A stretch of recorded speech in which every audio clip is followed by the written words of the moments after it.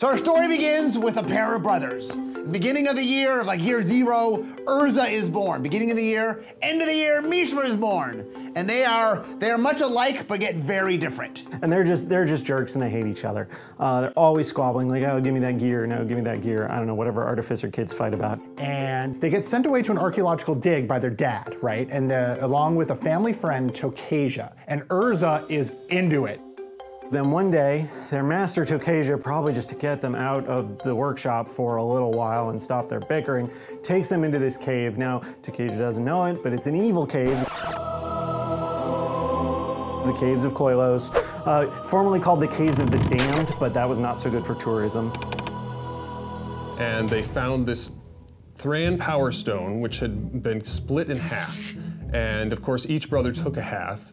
And then Urza decided to name the halves of the Power Stones. And Urza's like, oh, we got 2 stones. I think I'll take the Might Stone. You can have the Weak Stone, Mishra. And so he gives it to Mishra. And Mishra's like, oh, thanks, Urza.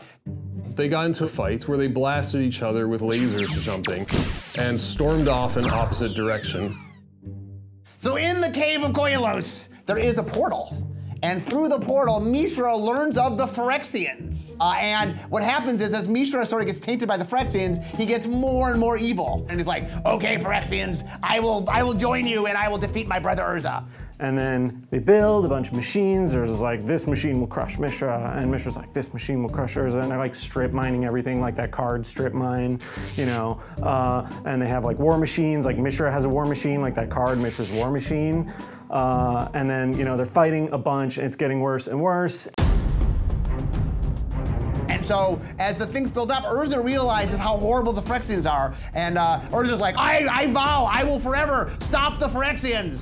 And he says that, and he really means it, and it comes up again and again, so remember that. And so Urza decides, you know what, it's time to put a stop to all this. So he gets the most powerful artifact of them all, which is like a designer bowl.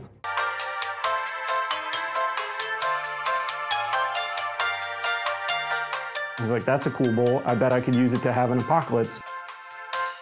And he uses it to just destroy a good chunk of Dominaria. Not all of it, but a good chunk of it. And just decimates things, and he kills his brother Mishra. And he's like, no! I had to do it, but no! And he's really sad, and he sparks. He becomes a planeswalker.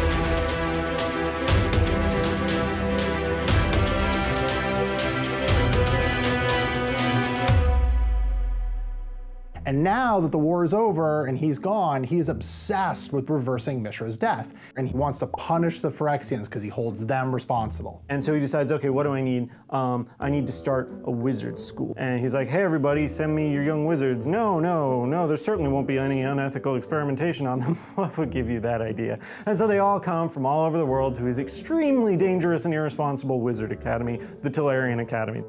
Not all of the professors were exactly trustworthy. Some of them were all involved in some highly unethical experiments.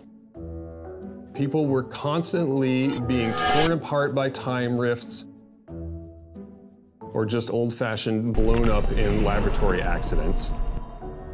And then Urza builds Karn just to be this probe. He's just supposed to kind of travel through time and check stuff out. And everybody's like, hey Urza, are you gonna name it? And he's like, why would I name it? It's a thing. And the probe is like, hey, I'm right here, man.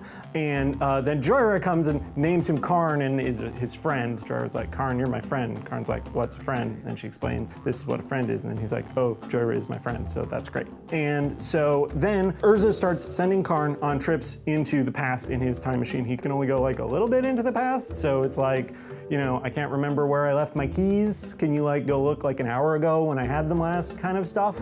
But it's definitely time travel, so that's good.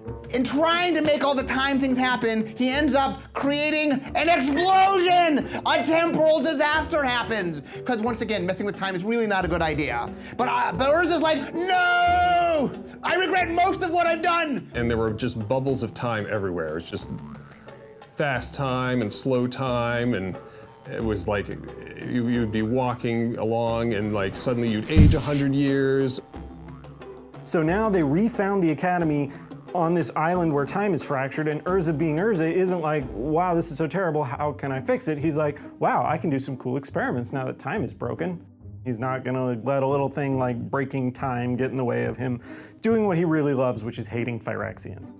Urza's like, I shall make a mighty weapon called the Weatherlight, and it should be a ship, a flying ship that can go between planes. And when assembled correctly with a various of items called the Legacy, will become the Legacy weapon that can stop the Phyrexians.